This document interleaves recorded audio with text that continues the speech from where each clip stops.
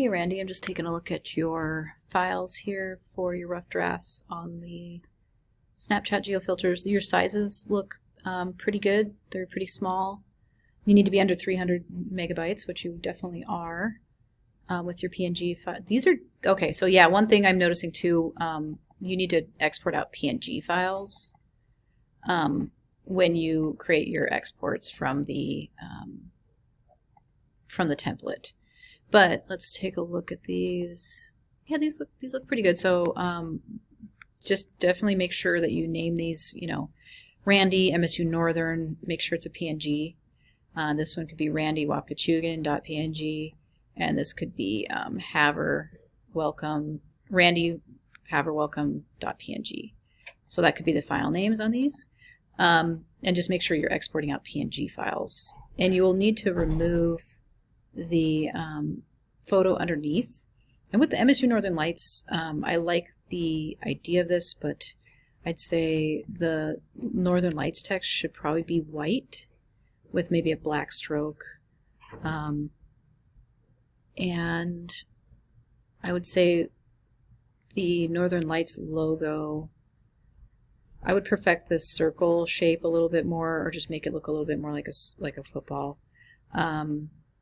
I don't know if this is their official logo that they're using for the lights. They do have an N logo that I could send to you. I don't know if this is the official N that they use. If you want to use the logo, I would suggest using the actual N, and I can send that to you in an email so that you're using the correct branding on that. And if you do a Northern filter, just make sure you're submitting from your .edu address, email address, when you submit your geofilter, because they won't accept school related things unless it's from an edu address. So you'll have to use your edu address provided to you by Northern to submit this particular design anyway. So this design looks pretty decent. I would say the stroke on the outline of the buffalo could be made maybe a little bit smaller, just not quite so thick, and maybe change some of the stroke settings so that you're not getting quite so many sharp little points coming off. I mean, it kind of looks like hair, but in certain areas you might not want it. I think it's just a little too thick of a white stroke. Buffalo jump, I mean, you could add the white stroke around the buffalo jump text and maybe make this 2 lines, just a little bit bigger and 2 lines. But it does look like you're keeping everything out of the buffer zones, which is good. And let's see, this one, the same thing. I think I like this welcome to text.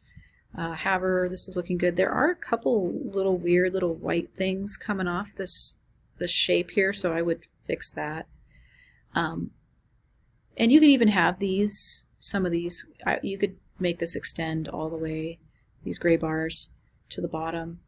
And then I'll show you an Illustrator. So let's say, this is our community filter that we made for Saddle Butte. I'm keeping it out of the buffer zone. So you can see the buffer zones here. Let's say I have 2 other designs here. I'll just, this one's, maybe this is Town Square and this one is, something else. So let's say those are my designs. I know that these aren't actually good designs, but let's say these are my other designs that I have made, and this is my file. I want to do a file save as. I want to make sure that I have this in my documents in a folder that makes sense, like Electronic Design 1 and Community Filter Project. I was calling these geofilters last year, but we want to make this a community filter. So let's name this with our first name. So our AI file should be named, first name, community filters, something like that. We'll save that. Okay. And so when we're ready, we do want to check to make sure this looks good on both darker colored and lighter colored backgrounds. This is more of a darker valued photo, but sometimes you might get a photo that's a light value.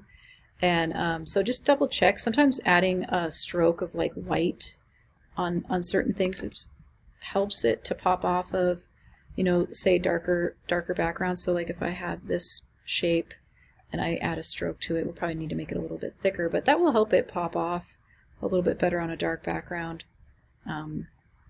Same goes for this, you know, maybe I want to, although this green does show up pretty well on a dark background, but so maybe, you know, we want to add a stroke to certain things so that they pop off, and either black or white, depending on if it works on a dark background or on a light background. Another thing that we want to do before we submit to Snapchat is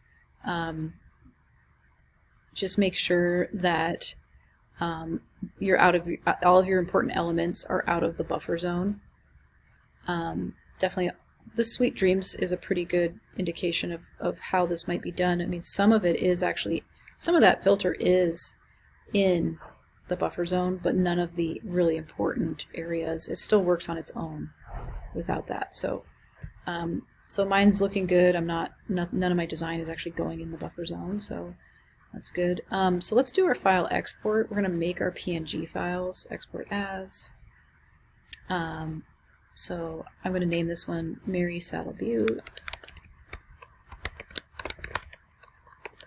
So I'm going to name, and we want to make this sure that these are PNGs, not JPEGs. I noticed you exported out a JPEG file. We want to check the Use Artboards checkbox, and we want to go to a range of, for this particular, since this is the second artboard, we need to go for a range of 2 to get this Saddle Butte design exported into our folder. So with our AI file, pretend these other PNGs aren't here.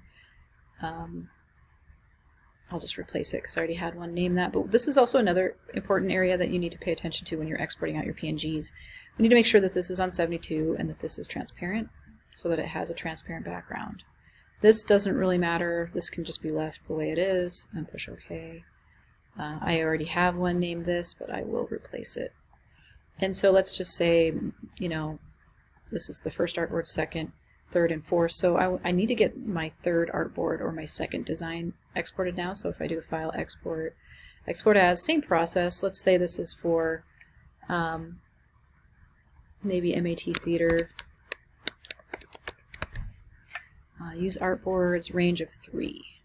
So we're going out with the third artboard because the first artboard's over here. This is the second and this is the third. So we want to do a range of 3, check that use artboards, make sure it's a PNG, make sure we're putting it in the right folder, replace that, 72, transparent. Okay. And then we would do that with the third artboard too, okay? So I'm probably not going to go through that, but when you do export, just make sure that you export each of your PNG files with a separate name. So your first name maybe that my last design is MSUN range of 4, which is the last artboard, the one with this kind of berry colored square. So as you can see, I'm naming each of my PNG files really specifically. 72 and transparent, and then push OK. So once you export out your PNG files with the transparent background, watching out for those buffer zones, and you saved out your AI file too in your folder in your documents, you know, just want to keep everything kind of making sense so that you can find it later on in your documents.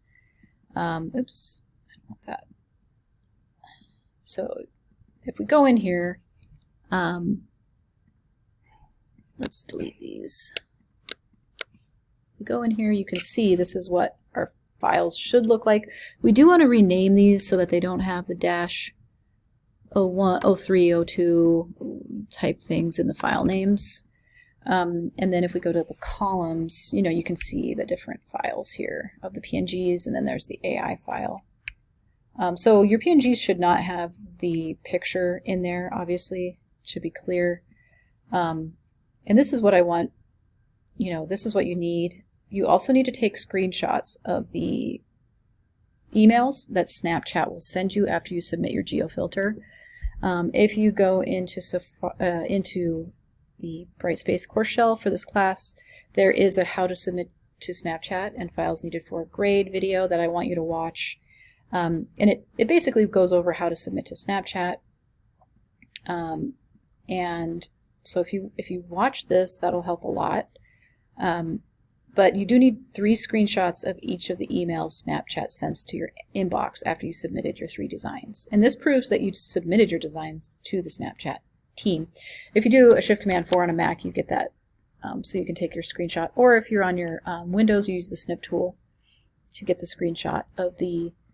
I'll show you an example of one of the emails that Snapchat sent.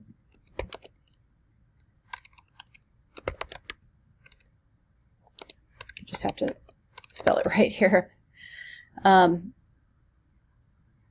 So GeoFilter submission here. So this comes from, Snapchat team. They're like, thank you for submitting your GeoFilter. We're going to review your work, make sure the graphic is 100% original. No logos or trademarks, including school crests or similar marks, will be accepted unless you submit from an edu address. These are some of the things that they tell you. Your description is important when you go to submit. You need to describe your filter and why it's important. You need to make sure your PNGs are the correct size and underneath 300 kilobytes. And so we would do a shift. Oops. Let's see. So I would want you to take, the screenshot of all 3 of the designs that you submitted, and put those in your folder. So if I do file, oops, no, I don't want to make a new folder, sorry. So I want to put that screenshot from my desktop into, in with, and I'll have 3 of those because I'm going to submit all 3 designs. I've got too many things open again.